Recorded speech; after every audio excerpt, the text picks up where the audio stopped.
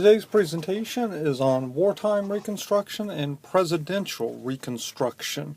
You'll recall that we talked about in class that one of the questions about Reconstruction was who should structure it. Was it a presidential power or a congressional power or one shared, and if so, to what degree? You should also recall that we mentioned in class that Reconstruction actually began, and the arguments over it began before the close of the war, as some entire seceded states and large portions of others came under the control of the Union armies before the close of the war.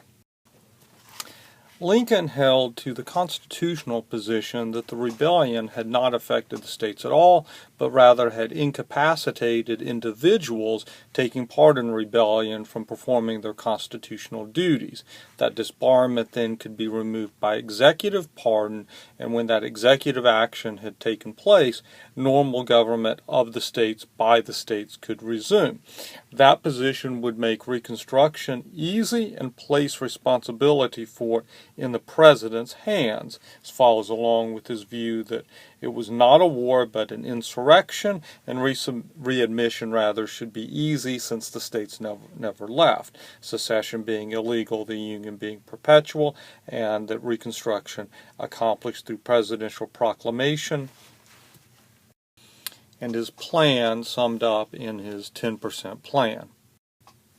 By 1863, as Lincoln was coming up with his plans for Reconstruction, there are three separate but interrelated and interlinked issues: emancipation, the status of the freedmen, and then political reconstruction.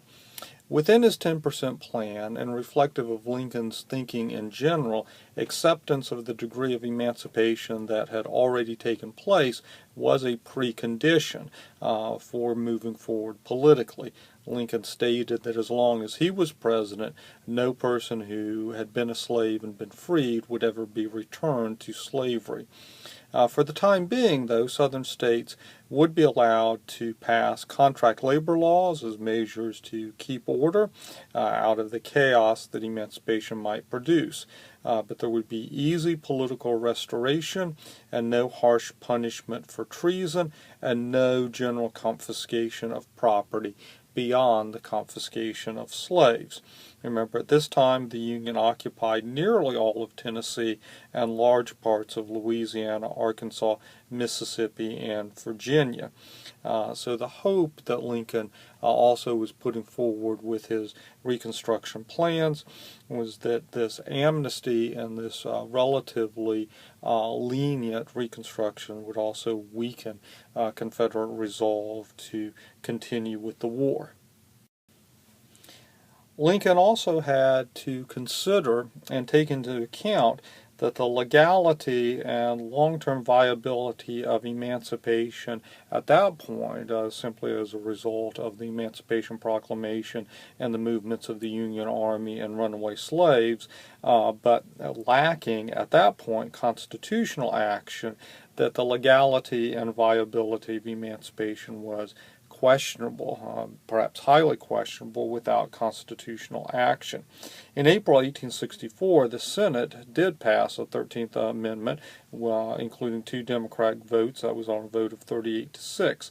But the amendment failed in the House, 93 to 65, 13 votes short. Remember, an amendment needs a supermajority, and it failed in the House in June of 1864 as a result of an increase in Democratic seats from the 1862 election. After the 1864 election, with Republican gains and shifting Northern opinion in the war, then I believe the House will go ahead and pass the 13th Amendment, and then it could be submitted to the states. Remember, Lincoln's 10% plan, then announced December of 1863, included amnesty and pardon to most white Southerners other than high officials of the Confederacy, provided they took a loyalty oath to the Union and Constitution, an oath of loyalty from that point forward, and they accepted emancipation. State governments then could be reestablished and accepted as legitimate when 10% of the registered voters of 1860 had taken such a loyalty oath, and then the state could be readmitted by executive order. By 1864, remember that's an election year, Louisiana, Arkansas, and Tennessee had met those requirements. They went ahead and participated in voting for members of Congress and for the presidency in 1864. But the radical Republicans, just one subgroup of the Republicans in Congress, refused to seat those representatives or count the electoral votes from those states in 1864, setting up an argument as to whether they had that power under Article 1, Section 5, or whether Article 1, Section 5 must properly be read in conjunction with Article 1, Sections 2 and 3. The congressional alternative that was more to the liking of radical Republicans was found in the Wade-Davis bill passed in July 2nd, 1864. There had been many plans floating around in Congress. As one congressman put it, everybody abounds in schemes for settling the troubles in the rebel states, and at least 6 plans a day are offered. The one that was passed was sponsored by Senator Benjamin Wade, Republican of Ohio, and Representative Henry Winter Davis, Republican from Maryland, also supported by the likes of Charles Sumner and Thaddeus Stevens. So the Wade-Davis bill differed from Lincoln's 10% plan in a number of important respects. One, it required a 50% requirement of previous voters taking the loyalty oath as opposed to Lincoln's 10%. That was also a very different oath. They must take the ironclad oath, so not simply an oath of future loyalty, but rather an oath that they had never taken up arms or voluntarily supported rebellion. This would then disenfranchise a much larger portion of people in the Confederacy. Then there would be an election first of delegates to state constitutional conventions, but those delegates would be selected only by those people who could and did take the ironclad oath. Out of those constitutional conventions, the new state constitutions must include new safeguards for freedmen's liberty by abolishing slavery, disenfranchising the Confederate civilian and military leaders, and repudiating state war debt.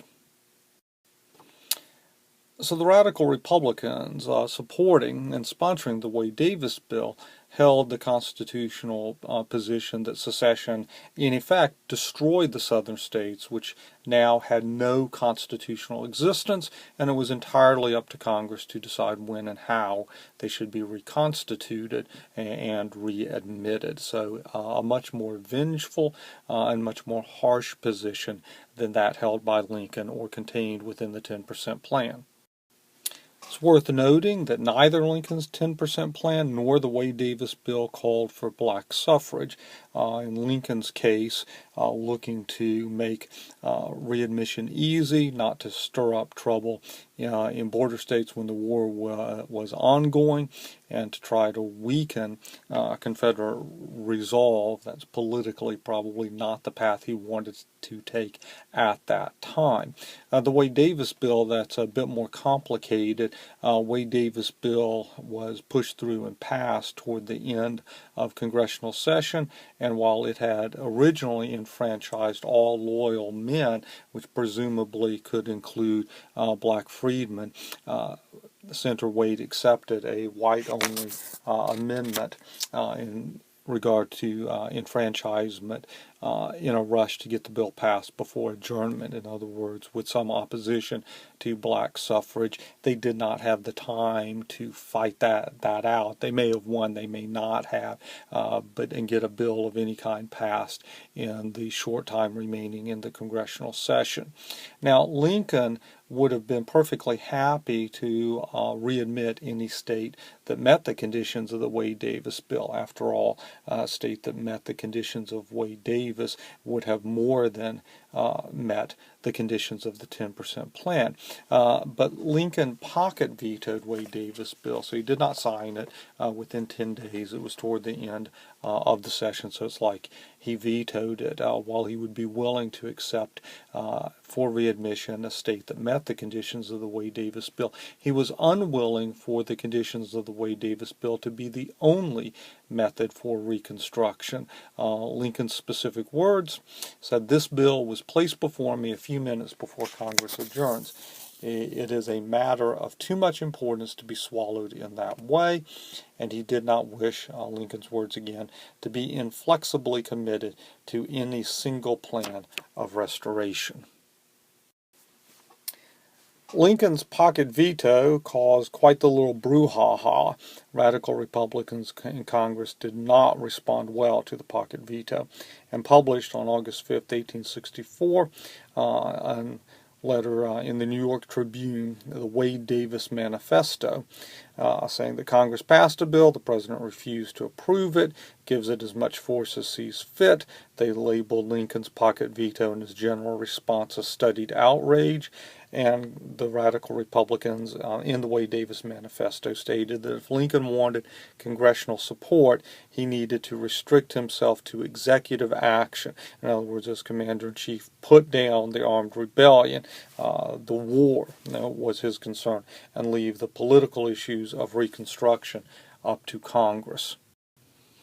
Going forward, Lincoln unquestionably would have difficulties and political fights with radical Republicans over Reconstruction. Had he lived, he would have likely won some of those, lost some of those, but I would say he had far greater political stature and political skills than Andrew Johnson in terms of dealing with Congress on those issues.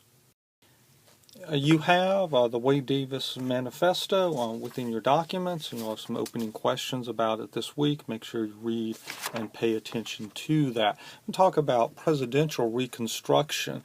So this then moves us on to the Johnson administration, though, as we say, Reconstruction began while the war was still ongoing. So you do have these actions by Lincoln that we had talked about. But we want to move to Andrew Johnson and talk about his administration, his positions, and his struggles with Congress. First, let's talk about some background on Andrew Johnson. Johnson was the only senator from a state that seceded and joined the Confederacy to stay in Congress at the time that his state seceded. He was from Tennessee. Politically, ideologically, he was a Jacksonian Democrat, which in a number of ways would not fit well with either Lincoln or the predominant Republican ideology other than support for the Union.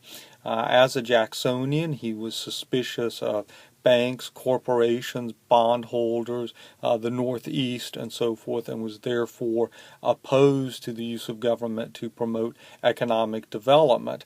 So now, as the president, supposedly at the head of a party, dominated by former Whigs, and a party that had an economic ideology and program that looked much like what the Whigs had promoted. This was perhaps not a really great fit. He had been brought in to try to broaden the base of support and so forth going into the 1864 presidential elections. But he opposed the use of government to promote economic development, hated both the planter aristocracy and what he referred to as the bloated, corrupt aristocracy of the industrial and commercial Northeast. You might already be gathering he's going to have a tough time in the presidency. He himself had been a slave owner at one point, believed in the Herrenvolk conception of white supremacy that we talked about last year, but he was not to the manner born. He was a self-made man of somewhat humble background. He had been apprenticed to a tailor, but ran away and moved to the mountains of East Tennessee. You'll recall that those areas of western North Carolina, eastern Tennessee, and the mountains had always had more pro-union support and some opposition to the planter aristocrats in the South. Andrew Johnson ended up marrying a shoemaker's daughter who taught him how to write, and he began moving up the socioeconomic ladder, and as it turns out, the political ladder. Got a farm, became a slave owner, and then became in turn a state legislature, governor, congressman, senator, vice president, and upon Lincoln's assassination, president. As a Jacksonian Democrat, he saw himself as a champion of the people, hostile to the planter aristocracy. He was also intemperate and tactless, so while a man of firm constitutional convictions, he lacked Lincoln's both political skills and people skills.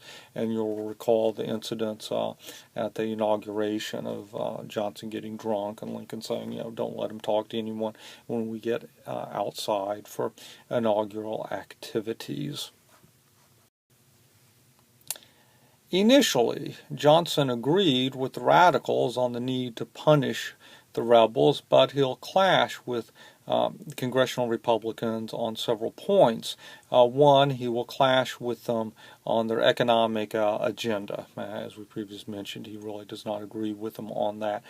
And secondly, Johnson would prove hostile to Republican vision, particularly radical Republican vision, of the place of the freedmen in society.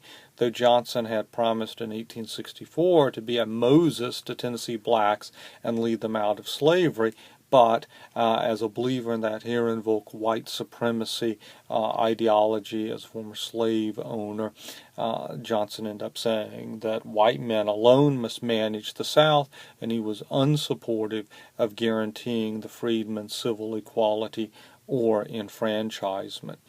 Johnson did not call Congress into special session between March and December 1865. He could have, but he proceeded with executive reconstruction, or the term that Johnson preferred was restoration. Johnson's plan then, continuing then presidential reconstruction, and Johnson's plan, which would include some of Lincoln's priorities and aspects of the 10% plan, but then some twists of his own. Johnson's plan included amnesty and the restoration of property other than slaves for Southerners taking a loyalty oath, with some exceptions. So not eligible for that amnesty would be Confederate civil and diplomatic officials, Army officers above the rank of colonel, and Navy officers above the rank of lieutenant. All people who had resigned as congressmen, federal judges, or military officers to join the rebellion. Remember, those people would have taken an oath to protect and defend the Constitution. And recall, Johnson himself was a sitting congressman, sitting senator, and did not, resign to leave. Would disenfranchise and not offer amnesty to state governors under the Confederacy, to those who had mistreated prisoners of war or who were under arrest for military crimes, and those owning more taxable property than $20,000. That exclusion was not included in Lincoln's plan.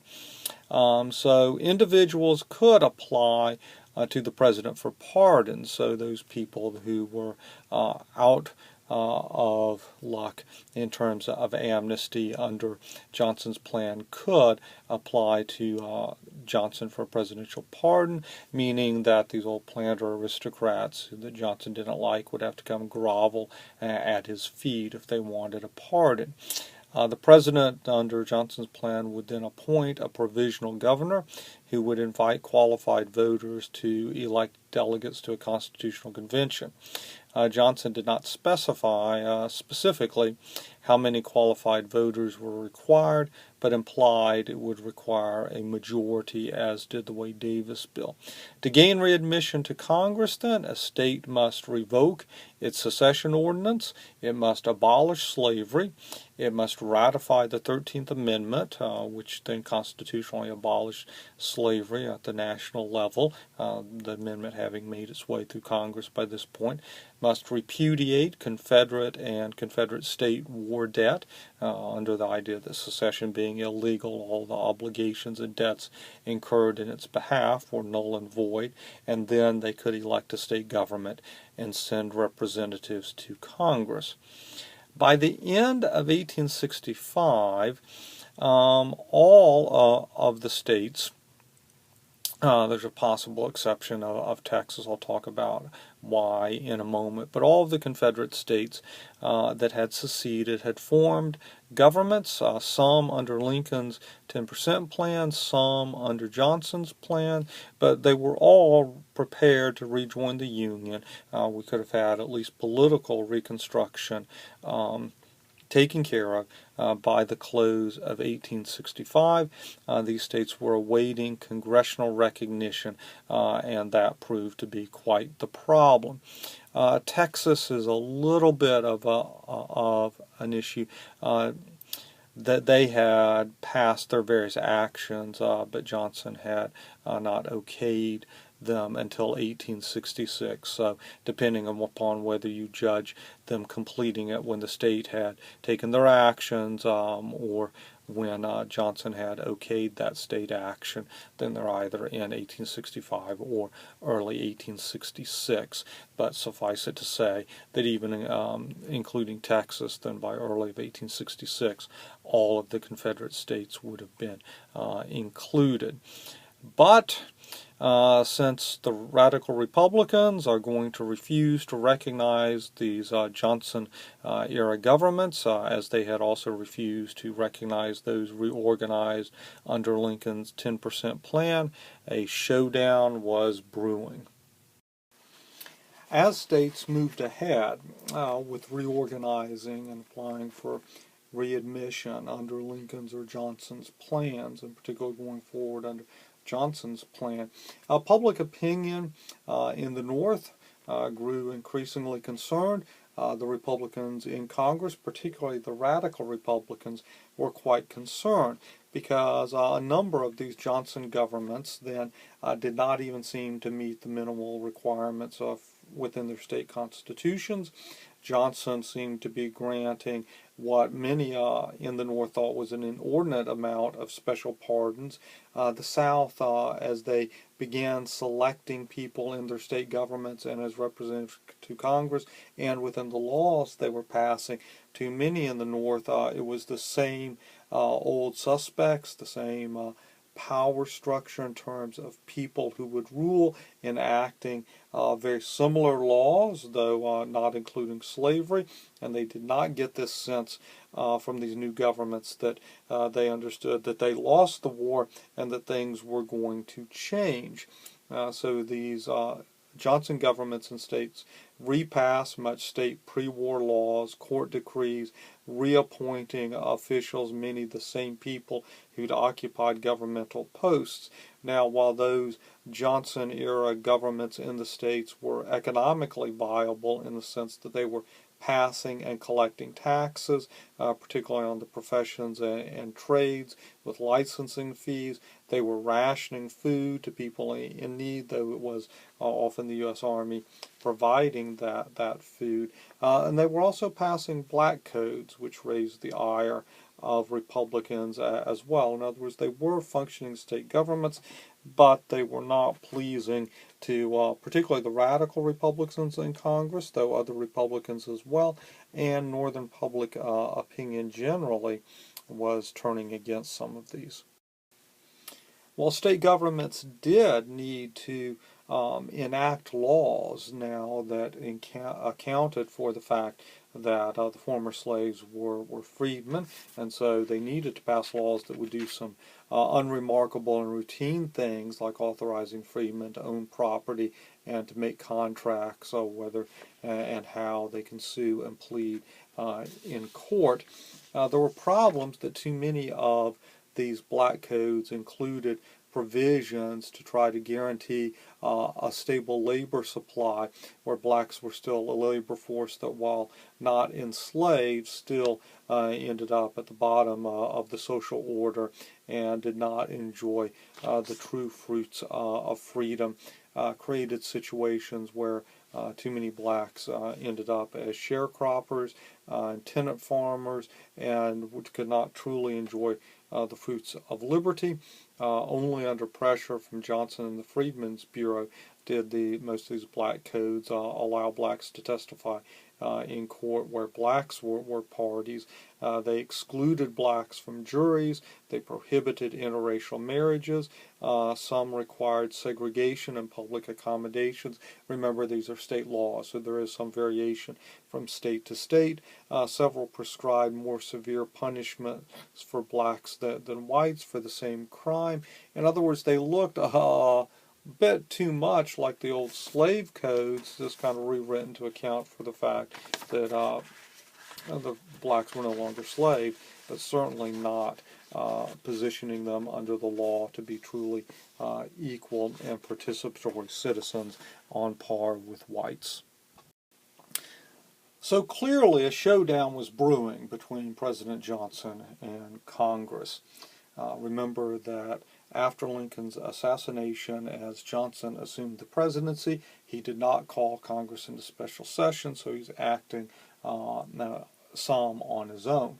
When Congress reassembled then in December of 1865, its makeup in the House was 149 Republicans, though they're under the label of Union Party, and 42 Democrats, and in the Senate 42 to 10 in favor of Republicans.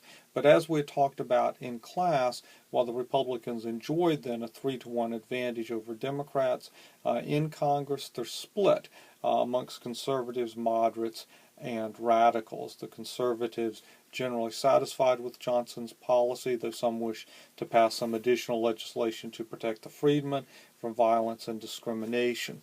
The moderates, who agreed with the radicals that Johnson's plan did not adequately safeguard Northern victory, but also believed that Northern voters would not support radical plans for black suffrage, and they want to prevent a break with Johnson if possible, because splitting the Republican Party would only benefit the Democrats. And then there are the radicals, who were far more willing to break with the president, push for greater changes, though they have various motivations for that. Some actually want to help the freedmen, others are more interested in just punishing the South. But within those three groups, all of the Republican Party, largely in Congress, was united in their determination not to admit, not to seat the Southern representatives to Congress in December of 1865. So by prearrangement, this was all planned out in advance, a little bit of political theater. So by prearrangement, when the clerk of the House of Representatives omitted the names of the Southern representatives from the opening roll call, and then both the House and the Senate created a joint committee on Reconstruction, 15 members, 9 from the House, 6 from the Senate, to form Reconstruction policy. At that point, the Republican Party did not take that necessarily as an act of defiance to President Johnson, and Johnson, in a message to Congress, had asserted that Southern states had met the requirements for restoration, but conceded Congress had the right to judge the qualifications of its own members. Johnson also affirmed that good faith requires the security of the freedmen in their liberty and their property, the right to labor, and the right to claim just return of their labor. So this seems to provide some basis that there could possibly be accommodation between the president and the moderates in the Republican Party. And the moderates, not the radicals at this point, and I stress at this point, dominated the committee. Thaddeus Stevens, who was very much a radical, was a member of the Joint Committee, but not Charles Sumner, who had wanted to chair and was not a member, and Senator William Pitt Fissenden of Maine was the chair. So radicals have some influence in the Joint Committee, but they don't dominate it, and the moderates still have power within Congress. One of the bones of contention between Republicans in Congress and President Johnson was over the Freedmen's Bureau. Officially, its name was the Bureau of Refugees, Freedmen, and Abandoned Lands, though almost always simply referred to as the Freedmen's Bureau. The Freedmen's Bureau had first been proposed in 1863, though it was delayed until March 3rd, 1865, because the House and the Senate had disagreed over whether to place it under the War Department or the Treasury Department. Was finally placed under the War Department, and its first commissioner, General Oliver O. or O.O. Howard. The Freedmen's Bureau functioned both as a relief agency for displaced refugees, both whites and blacks. The Freedmen's Bureau functioned as a relief agency for displaced and for refugees of both races, white and black. The Freedmen's Bureau helped write and enforce labor contracts when the freedmen were often illiterate and could not read contracts. Freedmen's Bureau's officials would often read and help the freedmen in contract negotiations or before they signed contracts to make sure that people weren't overly taking advantage of them. The Freedmen's Bureau also helped a variety of voluntary associations, and the Freedmen's Bureau was very active in running schools. From 1865 to 1870, the Freedmen's Bureau spent a third of its budget on schools, so quite active in many, many different areas. However, in 1866, Freedmen's Bureau was up legislatively for an extension of its authorization. This passed through the Republican Congress. Freedmen's Bureau then was to provide assistance to thousands of refugees, but Johnson vetoed its extension reauthorization because it strengthened the powers of the Freedmen's Bureau, giving it more jurisdiction over anyone who deprived black freedmen of their rights. Now, when sticking to a strictly constitutional argument that federal jurisdiction ought not to be expanded in that way into the states, particularly states not yet fully restored to the Union and states not yet fully represented in Congress, Johnson could maintain some level of support amongst moderate Republicans. In other words, he might have been able to sustain that veto had he stuck to that argument. But Johnson, being Johnson, he went further, saying that the freedmen should, by their own merits and exertions, manage for themselves. In other words, not even get that sort of physical help and so forth from the Freedmen's Bureau. And he lost the moderate Republicans in support, pushing them into the arms of the radical Republicans, and Congress overrode Johnson's veto on the Freedmen's Bureau. Johnson got himself into more trouble with the Republican Congress in regards to the Civil Rights Act of 1866. Congress passed this legislation which granted full citizenship to all persons born on U.S. soil except Indians who weren't taxed, granting them full rights of the civil laws to which any citizen was entitled. It gave black citizens the same rights as white citizens and prohibited the states from restricting the rights of blacks to testify in court. Now, you might notice that a number of the provisions of the Civil Rights Act of 1866 sound like provisions of the 14th Amendment. You're being perceptive there because many of them are. Johnson was correct in his argument that a number of these things would need to be done through constitutional, not statutory action, and that they would hold up far better in court were they matters of constitutional action.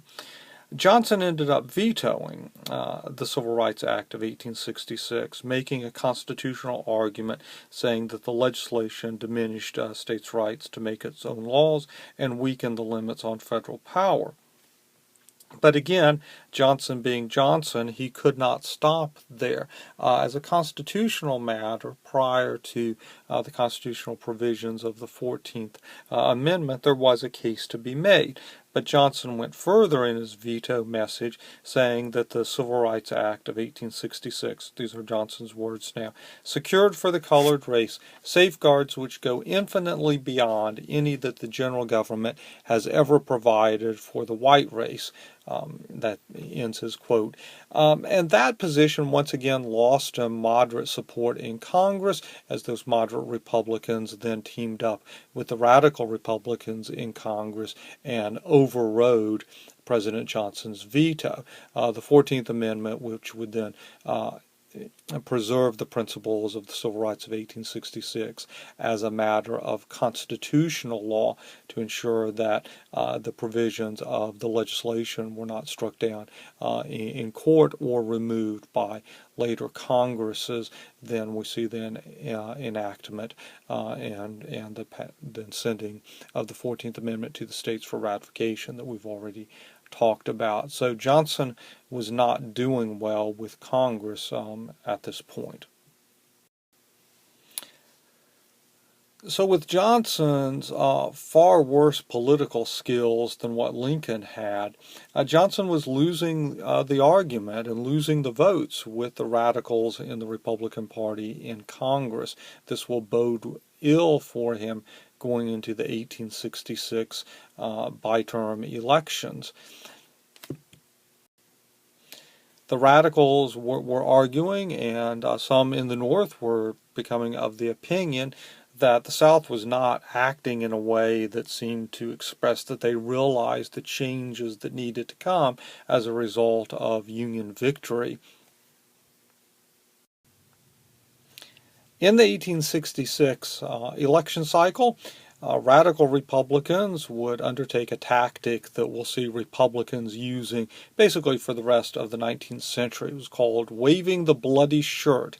That's metaphorical, meaning that they would remind the voters that Democrats were the party of rebellion that had brought on the horrible Civil War and all the bloodshed and death that resulted from that. Now, Johnson toured the nation promoting a national Union party to try to offset Thaddeus Stevens and the radical Republicans, to hoping to draw more moderate support in Congress so that he could win his battle with the radicals. But that failed on a epic level.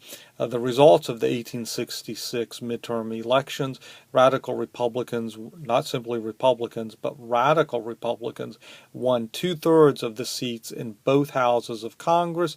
They won every contested governor's seat. Not all the governor's seats were up for election that year, and control of all the northern legislatures. So Congress was now veto-proof, controlled not simply by Republicans, by radical Republicans who now were going to proceed with a Reconstruction policy that they want. Now, Johnson's term, of course, would continue on through until the results of the 1868 election, and then his term finished in 1869. So though he now has the Republicans firmly in control of Congress, they would try to impeach him and come mighty close to convicting him, lacking one vote for that. But Johnson's position with Congress was substantially weakened, and we will enter then into Congress dominating Reconstruction and running the show.